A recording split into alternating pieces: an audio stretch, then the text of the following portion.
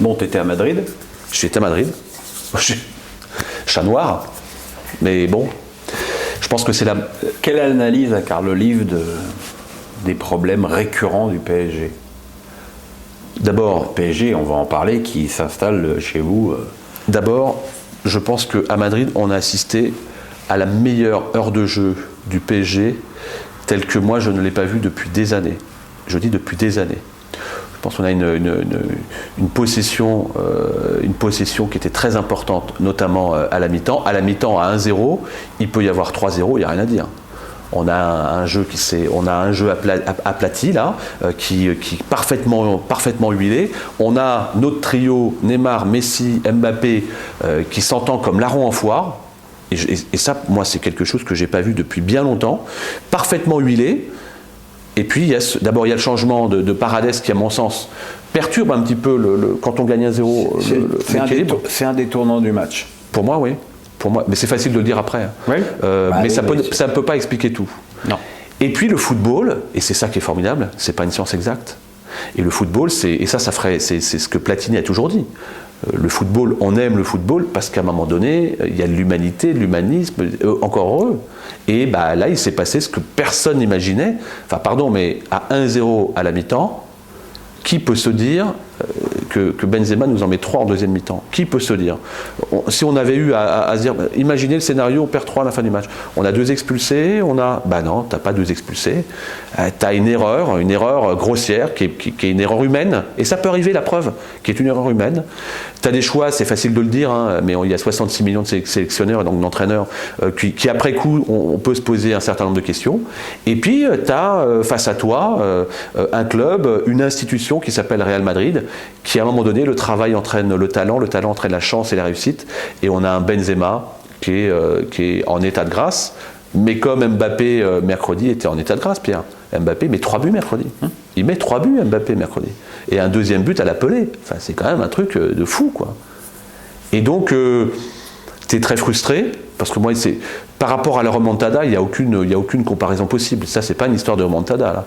C'est une histoire que le très haut niveau ne souffre aucun détail, et le diable est dans le détail, et là il y a un petit détail qui a fait que, malheureusement, mais moi je ne veux pas être celui qui va tirer sur l'ambulance, supporter comme je suis, quand on est supporter, il faut accepter. Est-ce qu'on a été battu par meilleur? Non. Est-ce qu'on a été battu par une belle équipe du Real Madrid? Oui. Est-ce qu'à un moment donné on a des joueurs qui font la diff? Oui. Il y en a 2 qui font la diff mercredi. Il y en a un qui s'appelle Karim Benzema, l'autre qui s'appelle Luka Modric. C'est comme à l'époque où tu avais un Platini et un Giresse. Ça fait la diff. Et là Madrid a fait la diff par rapport à ça. Alors en tant que maire de Poissy, tu vas être bientôt... Gâté, je le suis déjà. Non, mais l'hôte du centre d'entraînement. Mais c'est ce que je disais, Pierre, c'est que je suis gâté depuis... Et quand je rentre chez moi, je passe régulièrement devant et ça passe comme un champignon. C'est ça. Aujourd'hui, on est à 75 hectares. On est des travaux qui sont méconnaissables par rapport à il y a encore 2 ans. Ça va à une vitesse incroyable. On va avoir 16 terrains, 2 hôtels, une clinique, un stade de 5000 places, la préformation, la formation et les professionnels, une école rouge et bleue. On est sur un cercle vertueux de l'économie locale. Ça, c'était une de mes exigences. C'est un projet social. Il y a 1000 emplois pendant la durée des travaux. Il y aura 500 emplois pérennes avec des jeunes des quartiers qui vont venir pouvoir travailler pour le Paris Saint-Germain. Une école de décrochage rouge et bleu. Enfin, je veux dire, c'est formidable. Enfin, moi, ma Ligue des Champions, je la soulève tous les matins. Et surtout, une économie autour de ce centre d'entraînement. C'est un écosystème. Un exemple, Porsche ouvre son plus gros garage en France à côté. Plus grande concession d'Europe avec une école de formation intégrée, comme Alfa Romeo va le faire dans la foulée.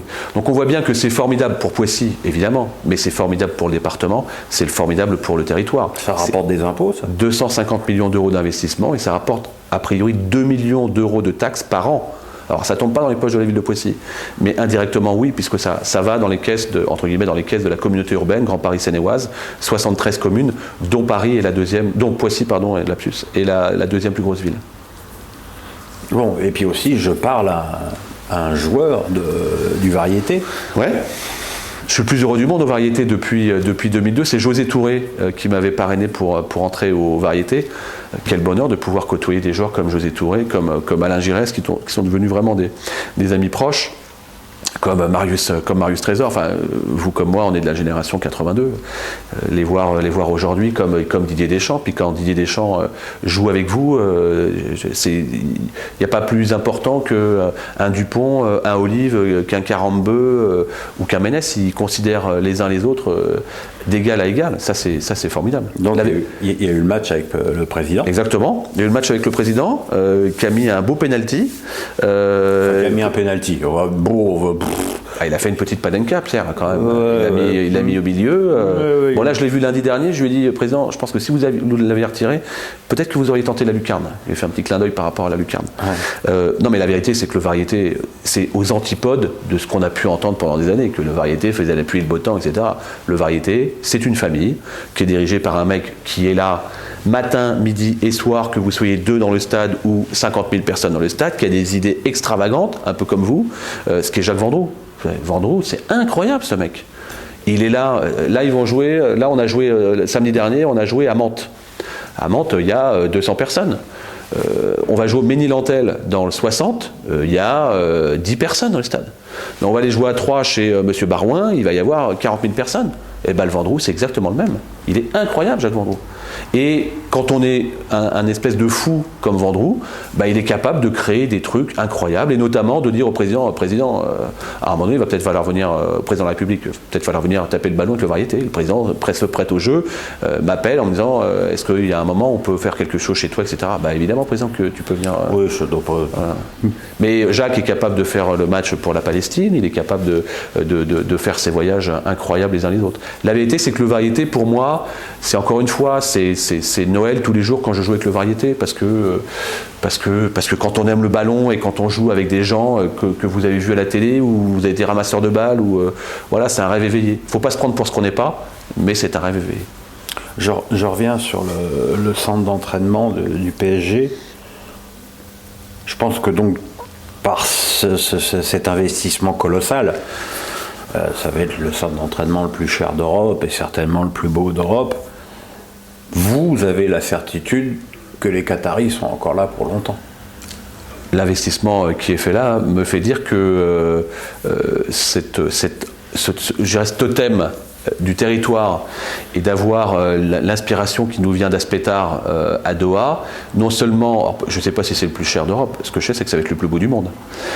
Et rendons à César ce qui lui appartient. Alors, il y a évidemment l'investissement des Qataris et du président Nasser, mais il y a quelqu'un qui est extraordinaire au Paris Saint-Germain, comme il l'a été à la Juventus de Turin, comme il a pu l'être dans ses différentes expériences professionnelles, qui est l'interlocuteur privilégié. Vous voyez de qui je veux parler. Oui, Jean-Claude Blanc. C'est Jean-Claude Blanc. Jean-Claude Blanc est un... J'ai rencontré, dans ma modeste carrière depuis maintenant 25 ans, un certain nombre de grands patrons, je pense à Michel Denisot notamment. Jean-Claude Blanc est largement sur le podium. Ce monsieur est extraordinaire.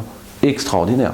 Si le Paris Saint-Germain arrive ici, c'est aussi une décision de Jean-Claude Blanc. Si les travaux vont aussi vite, si la confiance a été installée ici à Poissy, c'est aussi la volonté de Jean-Claude Blanc.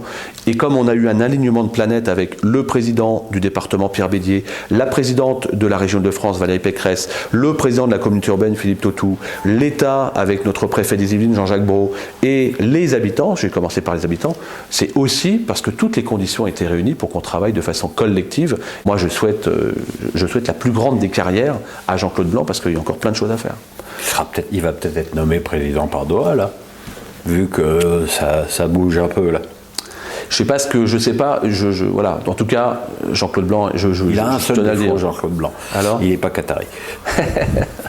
Merci, Karl. Merci beaucoup, Pierre. À bientôt.